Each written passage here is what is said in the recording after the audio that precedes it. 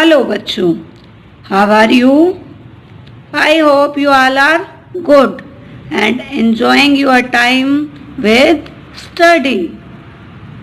आज हम कक्षा 3 की पाठ्य पुस्तक है जो परिवेश अध्ययन, जिसका नाम है झरोखा, उसका पाठ 8 उपजे सोना खेतों में पढ़ेंगे। तो आप तैयार हैं इसके लिए? तो चलिए फिर। अक्टूबर का महीना है, खेतों में गेहूं बोने की तैयारी चल रही है। कल मैं भी पिता के साथ ट्रैक्टर पर बैठकर खेत में जाऊंगी। मेरी छोटी बहन तो कल से ही गुनगुना रही है। क्या गुनगुना रही है? चलिए हम भी गुनगुनाते हैं। हरा भरा हरियाणा म्हारा, सब ते आगे ल्याणा से, चलो चल्या खेता में सोना आई उपजाना से।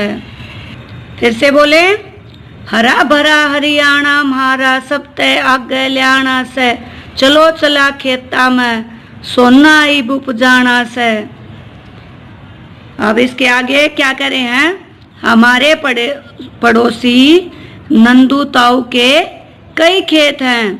उन्होंने सरसों की बुआई पहले ही कर ली है। बुआई क्या होती है? जिसको हम बोते हैं, है ना? ये क्या है? ट्रैक्टर देखा है आपने कभी? खेत में गए हो आप? चलो सोचते हैं, सोचो और लिखो। क्या तुमने खेत देखे हैं? यदि हाँ तो कहाँ? हाँ, मैंने खेत देखे हैं। कहाँ? हमारे गांव में। तुमने वहाँ क्या क्या देखा है? खेतों में मैंने फसलें देखी हैं, पेड़ देखे हैं, पानी देखा है। टमाटर, गोभी, मूली, प्याज, गन्ना, सरसों, मक्का, धान इत्यादि की जो फसलें हैं वो मैंने कहाँ देखी हैं? खेत में ही देखी हैं। क्या तुम्हारे परिवार में भी खेती का काम होता है? यदि हाँ तो क्या क्या उगाया जाता है? हाँ, मेरे परिवार में खेती का काम किया जाता है। मेरे पिताजी एक किसान हैं और वो खेतों में सभी प्रकार की सब्जियां जैसे टमाटर, मूली, गाजर, गोभी और अनाज जैसे गेहूं, धान, मक्का, जवार, बाजरा तथा तिलहन, सरसों और सूरजमुखी उगाते हैं। अगला है हमारे पास, पता करो और लिखो। नीचे कुछ फसलों के नाम दिए गए हैं, उनके बोने का समय पता करके लिखो। कपास, कपास को कब बोते हैं? मई और जून में। चावल, इसको भी हम मई और जून में बोते हैं। बाजरा, इसको भी हम मई और जून में बोते हैं। अपने बड़ों से पता करो कि अक्टूबर नवंबर के महीने में और कौन सी फसलें उगाई जाती हैं। अक्टूबर नवंबर के महीने में गेहूं, जौ, सरसों और चने की फसल उगाई जाती है। चर्चा करो। परिवार के बड़े लोग खेतों में क्या क्या काम करते हैं? परिवार के बड़े लोग खेतों में खेत जोतने का काम करते हैं, बिजाई करने का, खरपतवार निकालने का, फसल को काटने का। बहुत सारे काम होते हैं ना, वो सभी कौन करते हैं? बड़े लोग करते हैं ना, जो घर में बड़े होते हैं। क्या खेतों से जुड़े सभी काम स्त्रियां व पुरुष समान रूप से करते हैं? नहीं, खेत से जुड़े सभी काम स्त्री व पुरुष समान रूप से नहीं करते। पुरुष खेत जोतते हैं, रात के समय फसल को पानी देते हैं, मंडी में फसल बेचने का काम करते हैं, जबकि फसल की रुपाई, निराई, कटाई के कामों में स्त्रियां पुरुषों के साथ कंधे से कंधा मिलाकर काम करती हैं। अब आगे है नई पुरानी फसलें। शंकर व रीना के दादाजी टीवी पर हर रोज खेती बाड़ी का कार्यक्रम देखते हैं। एक दिन जब दादाजी टीवी देख रहे थे तो वे दोनों दौड़ते हुए आए और बोले, दादाजी आओ बाहर घूमने चलते हैं। दादाजी बोले, बच्चों थोड़ी देर रुको, टीवी पर खेती से जुड़े काम की बातें बताई जा रही हैं। शंकर और रीना भी बैठकर टीवी देखने लगे। किसान टीवी पर बता रहे थे, पहले खेती का सारा काम हाथों से होता था। बीज बोने और सिंचाई के लिए वह हल और बैलों का प्रयोग करते थे। सिंचाई के साधन अधिक नहीं थे, इसलिए किसान अधिकतर चना, बाजरा, ज्वार आदि फसलें बोते थे। इन फसलों को कम पानी की जरूरत होती है। आजकल सब काम मशीनों से होता है, इसलिए कम मेहनत में काम जल्दी हो जाता है। शंकर को भी यह बात अच्छी लग रही थी। तभी उसे अध्यापक की सुनाई हुई कविता याद आ गई। वह बोला, दादाजी पहले मेरी कविता सुनो। कल स्कूल में हमारी अध्यापिका ने सुनाई थी। दादाजी ने टीवी बंद किया और बोले, अच्छा सुनाओ। शंकर, नहीं हुआ है अभी सवेरा, पूरब की लाली पहचान। चिड़ियों को के जागने से पहले खाट छोड़ उठ गया किसान। गरम गरम लू चलती, सन धरती जलती तवे समान, फिर भी करता काम खेत पर बिना किए आराम किसान।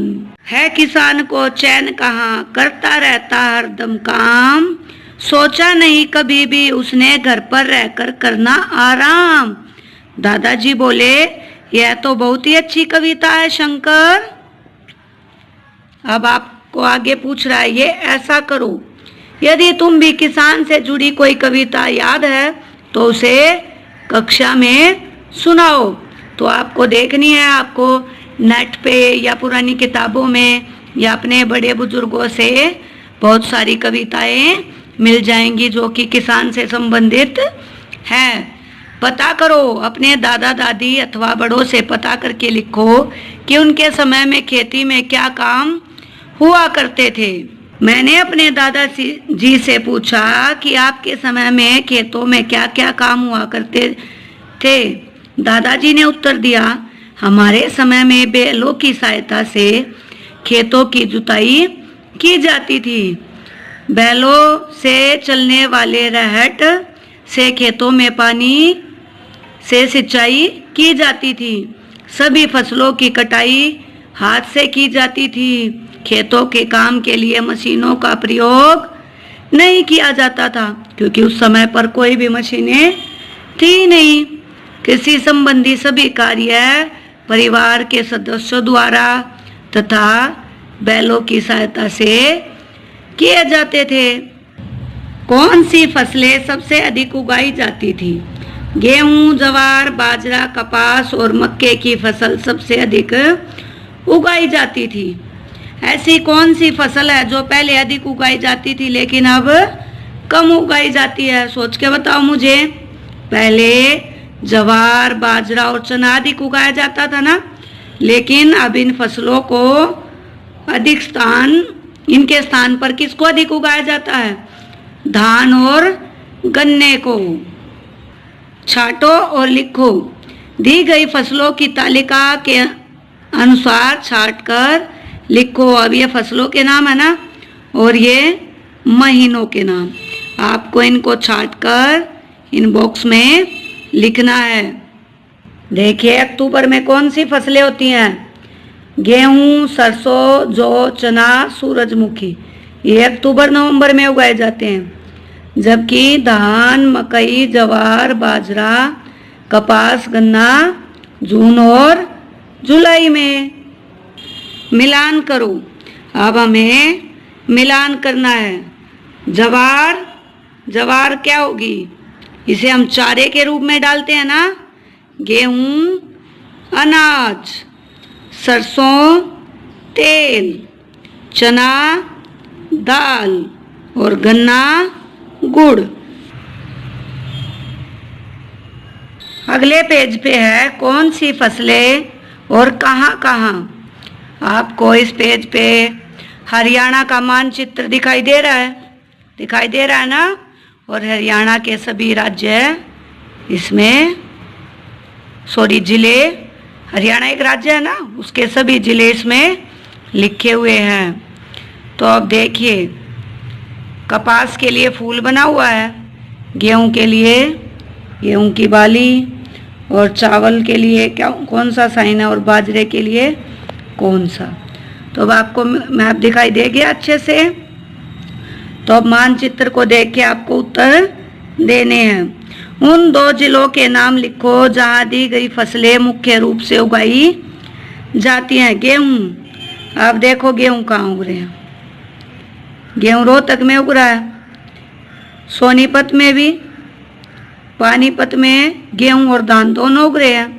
कैथल में गेहूं, धान, कपास उग रहा है। करनाल में धान और गेहूं उग रहा है। तो आप लिख देंगे कौन सा, रोहतक, और कौन सा लिखोगे, सोनीपत। तो अब आप मैप के अकॉर्डिंग लिख सकते हैं कि चावल रोहतक यमुनानगर में हो रहा है, सॉरी गेहूं रोहतक और यमुनानगर में, चावल करनाल कुरुक्षेत्र में, कपास भिवानी जींद, बाजरा झज्जर महेंद्रगढ़। बाजरा गुड़गांव में भी हो रहा है, लेकिन इसने 2 ही बोला था, तो इसलिए हमने कोई भी 2 लिख दिए हैं। अब इसके बाद देखिए, आओ ये भी करें। अपने आसपास उगाई जाने वाली फसलों के नाम व उनके बोने तथा काटने का समय पता करो और अपनी कॉपी में लिखो। ये एक्टिविटी आपको समय से करनी है। बड़ों से पूछकर अपने राज्य की 2 नई और 2 पुरानी फसलों के नाम लिखो। आप जिस राज्य से हैं उसके बारे में आपको लिखना है। जैसे हम हरियाणा राज्य से हैं ना, तो हम हरियाणा की लिखेंगे। जो बच्चे उत्तर प्रदेश से हैं वो उत्तर प्रदेश से, जो बिहार से है, जो राजस्थान से है, वो वहाँ के लिखेंगे। किसी एक फसल के बारे में अपने बड़ों से जानकारी प्राप्त करो और लिखो। फसल का नाम लिखना है तुम्हें, कोई भी फसल, बोने का समय। जैसे एग्जाम्पल के लिए मैंने फसल का नाम गेहूं ले लिया है। बोने का समय कौन सा है, अक्टूबर नवंबर। निराई गुड़ाई का समय जनवरी। सिंचाई का समय दिसंबर फरवरी। कटाई का समय अप्रैल का 2वां सप्ताह। इकट्ठा रखने यानी कि भंडारण करने का स्थान अनाज की टंकियाँ। बेचने का स्थान अनाज मंडी। खेतों से मंडी तक पहुंचाने का तरीका ट्रैक्टर ट्रॉली या बैलगाड़ी। अगला है हमारे पास, इस फसल का चित्र बनाओ और रंग भरो। कौन सी फसल है इसमें, जो आपने अभी लिखा था ऊपर, यहाँ पे गेहूं लिखा था ना मैंने, तो आप यहाँ पे गेहूं की फसल बनाएंगे इस वाले बॉक्स में और उसको कलर करेंगे जैसे कि गेहूं का रंग होता है। तो आप मुझे बताइए कि ये पाठ आपको कैसा लगा और आपको क्या क्या जानकारी मिली। अच्छा लगा ना, और आपको अच्छे से समझ भी आया होगा। तो पढ़ते रहिए। अगर आपको कोई समस्या आ रही है तो आप वो पूछ सकते हैं। अपना ध्यान रखिए। बाय।